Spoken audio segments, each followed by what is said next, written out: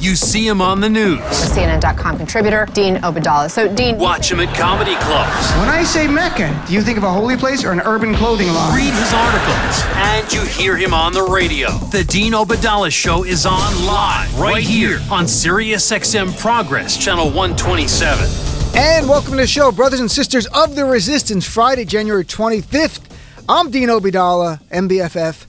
Too bad there's no news to talk about. What are we going to fill the time with, huh, folks? Man, there's nothing out there. Oh, yeah. Today was some day. Typically, a day like today, when the shutdowns ended, would be the top story. But, of course, it's not because of the Roger Stone indictment. We can talk later about the shutdown. I'll just say briefly, I think if you haven't followed it, they reached a short-term funding deal till February 15th. People are going to get paid, thankfully. And Trump says if there's a fair deal, then the government will continue to be open. He'll sign a new funding bill. If not, he'll shut it down again. Now, some in the media are celebrating a cave-in of Trump. Fine, I get it. Some want to enjoy that. To me, I am actually celebrating that people who have been out of work and unpaid or working and not paid for over a month now will finally be paid. And we've spoken to people on the show, like Dana last night, who was progressive as you can get, but suffering because her family is not being paid. She's a federal worker. I am happy for the workers. I'm happy they're going to be paid. They deserve to be paid. This was a shutdown by one person, Donald Trump. There was no need for it. Absolutely no reason for it.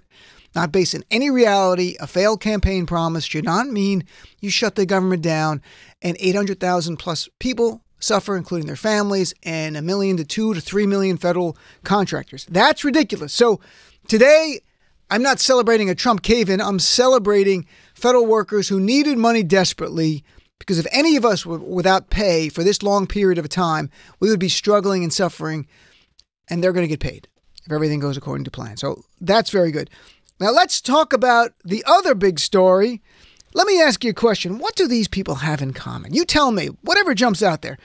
Michael Flynn, Michael Cohen, Roger Stone, Paul Manafort, Rick Gates, George Papadopoulos. What do they have in common? Oh, yeah. They all work for Trump. They've all either been indicted, pled guilty, or in jail because Donald Trump only surrounds himself with the best people. And when Trump goes to jail, he'll be like, and when I got here at prison, it was all losers, now only the best people. Look, everyone in the cell block, I know, they used to work for me. That's where we're going, my friends. So today was the big indictment Friday. Twitter exploded in a joyous way at like 7. I woke up at like 7, my usual time, and I go to Twitter, breaking news. People are going crazy. And here's what I find really interesting. Here was Roger Stone not too long ago talking about he will never. Oh, actually, here he is with Mark Thompson, right? This is the clip we have. I haven't even heard this yet. This is Roger Stone with Mark Thompson. This is completely true. With Mark Thompson a little over a year ago, taunting Robert Mueller. Here's clip number 1. Put up or shut up. Where is the proof? We have. Well, honestly, I don't have it, but it's out there, Roger. I'm just trying to give you every opportunity. If you want to acquit yourself, fine. But I'm a little concerned. You're saying this, and then next week we might hear some doggone phone calls of you, man. I'm just like, I'm not going to. You telling me I'm not going to hear that? There's nothing that's going to come back. Nothing whatsoever. You know what? If they have any proof whatsoever, indict me. Well, you got it. Roger asked for it, and Robert Mueller delivered. Boom. And also, there's so many quotes from Roger Stone out there taunting Robert Mueller. And here is Roger Stone, and he said this to George Stephanopoulos a short time ago, not today, a few weeks ago, but he repeated it today about never bearing false witness against Donald Trump. Here's clip number 2. You say you're always going to be loyal to President Trump. If you're indicted or convicted, do you expect that he'll pardon you? Well, first of all, generally speaking, in politics, you avoid hypothetical questions. That said, there's no circumstance under which I would testify against the president because I'd have to bear false witness against him. I'd have to make things up, and I'm not going to do that. I've had no discussion regarding a pardon. The only person I push for a pardon for is Marcus Garvey, who I think should be pardoned posthumously, and I wrote the president about that. Not Paul Manafort? I have had no such discussions. And he says it's not on the table right now. So the So you have Roger Stone saying he will not bear false witness against Donald Trump. What we do know is that he would bear false witness to the U.S. Congress to protect Donald Trump. And that's what this is all about. And, you know, you've probably seen breakdowns on cable. I'll give you a little bit of the breakdown, but I want to give you the big picture. And the big question that we all have is, how does this impact Donald Trump? And is there any indication in this indictment who might be next to be indicted? And in a quick nutshell, Robert Mueller today indicted Roger Stone on 7 counts, 1 count of obstruction of justice, 5 counts of false statements to Congress, both the House and the Senate, during the time that they were investigating Russia conspiracy with the Trump campaign. So that was all 2017. 1 count of witness tampering, which was hilarious and off the chart. They actually cited Godfather 2, Frankie Pantangeli, Frankie Five Angels in the indictment. It's unreal. But I don't want to get lost in a lot of the minutia of this indictment. I want to look at the big picture here of what's going on. Here's the takeaway. Roger Stone lied to Congress to protect one person, Donald Trump. That's why he lied to Congress. There is no doubt he lied to Congress on 5 different occasions. You know, as the indictment says, that you had Roger Stone denying that anyone in the campaign had spoken to him about WikiLeaks email dumps. And the indictment says, in truth, Stone spoke to multiple people involved in the Trump campaign and what he claimed to have learned from an intermediary about WikiLeaks. So this is how a complex criminal case is built. It's little by little. It's piece by piece. It's not you go after Donald Trump first. I will remind people of a timeline, and I think this timeline is really important here to understand a big picture here, because it could get so complex, especially we're on radio. I don't have a board or a graphic I can show you and say, here are the dates. Here are just a few dates that I think are really important. All of this began September 2015. That's when the FBI contacts the DNC and says, at least one of your computers has been compromised by Russian hackers. That's when it began, September 2015. Another big thing, April and May of 2016, hackers, which were the Russian government military hackers, stole large quantities of files from the DNC network and emails from the DNC Microsoft Exchange server. So by April and May, Russian government military hackers have a bunch of information from the DNC. June 12, 2016, Julian Assange from WikiLeaks goes on British TV and brags his website is obtained and will publish a bunch of Clinton emails. That's June 12th. June 14th, the Washington Post reports for the first time that hackers working for the Russian government has accessed the DNC's computer system. So just so it's clear, as of June 14th, 2016, everyone in America who follows politics or reads the Washington Post, especially those in the campaigns, knew that the emails and the information WikiLeaks had was in all likelihood stuff stolen by Russian government hackers. There's no disputing that. That's what we know for sure. So now the indictment says in the summer of 2016, Roger Stone spoke to senior Trump campaign officials about WikiLeaks and information it might have that could damage the Clinton campaign. So Roger Stone, communicating with Trump campaign people, are trying to get WikiLeaks emails, which they know in all likelihood comes from Russian government military hackers. The same people Robert Mueller has charged last year with crimes for attempting to defraud the United States of America. Now, I don't want to read a lot of the complaint, the indictment to you, because it becomes a lot of wonkiness here. I will say this is kind of important to me. It says, after the July 22nd, 2016, released stolen DNC emails by WikiLeaks, a senior Trump campaign official was directed to contact Stone about any additional releases and what other damaging information WikiLeaks had regarding the Clinton campaign. That's July 22nd, 2016.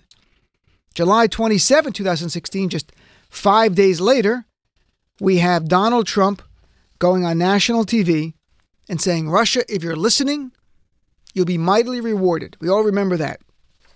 Now, in this timeline,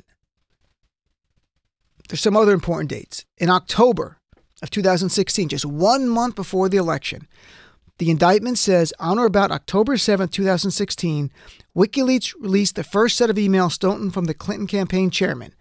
shortly after an associate, a high-ranking one in the Trump campaign, sent a text message to Roger Stone that read, quote, "Well done."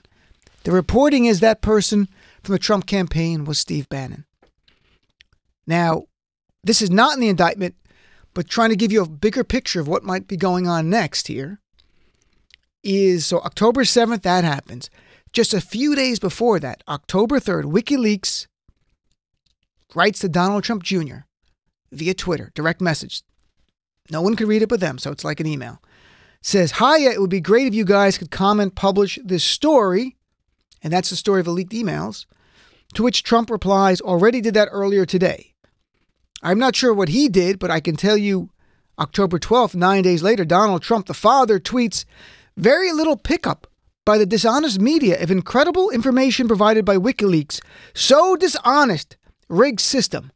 That very day, WikiLeaks responds to Donald Trump Jr. on Twitter, "Hey, Donald, great to see you and your dad talking about our publications." There's no need to get into more legality here, the legal stuff. Here's what we know. Donald Trump Jr. was trying to obtain information from Russia all the way back to the June Trump Tower meeting to get dirt to help his father from the Russians directly. What we know after that, almost the same time, Roger Stone, directed by the Trump campaign, is speaking to WikiLeaks to get the emails that were hacked by Russian military government hackers. They're both communicating, Roger Stone and Donald Trump Jr. in October 2016, coordinating or at least cheering on the release of what's going on, and people in the Trump campaign are fully aware of this. Again, these emails from WikiLeaks, at this time, all the reporting says they're coming from Russian military hackers. They're illegal data. And the Trump campaign is coordinating and using information that has been stolen, like a stolen good. And they're doing everything they can to help themselves. And is it a crime? Like, where's the crime? I think we all have the same question. How does this impact Donald Trump? Well, here's the reality. There is nothing in this indictment today that says Donald Trump, the father, is guilty of a crime. Nor does it say there's the elements of a crime against him yet. Now, there's always more. These indictments are not an entire case. It's what they're showing to say, here's the basic elements of a crime. So the person's on notice and a case starts. What we do know, though, it would be a crime, no doubt, if Donald Trump directed Roger Stone to lie to Congress. Just like the allegation was that Michael Cohen lied on the direction of Donald Trump. And that may or may not turn out to be true. We all know it's a crime if Donald Trump told Roger Stone to lie to Congress. I think there's no doubt we're going to find out that Donald Trump was involved, knowing WikiLeaks what they were doing. That in itself is not going to be a crime. Obtaining information from WikiLeaks and using it the way Trump was doing it was out there in public source reporting. He could just rely on it. That's not a crime. If he was involved in the coordination of it in any way they're stealing it, then of course that's a crime. But here's the question. Do you think Donald Trump directed Roger Stone to lie? And I will say this. I wrote about this last month. Donald Trump and Roger Stone have a 30-plus year relationship, and they've engaged in numerous bad acts together. Some are just political ploys and dark magic, as they call it, to actually violating New York Lobbying Commission laws. And that happened in 2000. And in that case, and I've talked about it on the show before, but it's relevant now in light of what we know about Roger Stone. In 2000, Donald Trump and Roger Stone together smeared Native Americans who wanted to build casinos to compete with Donald Trump's Atlantic City Casino. What they did is they formed a fake shell company and funneled money, did not tell the New York State Lobbying Commission about it, and ran ads smearing the Native Americans that they're going to bring what? Drugs and crime. Exactly. Trump has not changed his playbook. That's literally what he was saying. They're going to bring drugs and crime. In that investigation, they deposed Roger Stone. And in his sworn testimony, Roger Stone said everything he did in that campaign to smear the Native Americans was approved by Donald Trump. For example, a copy of the ad blaming the Native Americans for bringing drug dealing to New York has written on it in hand, quote, "Roger, do it, Donald."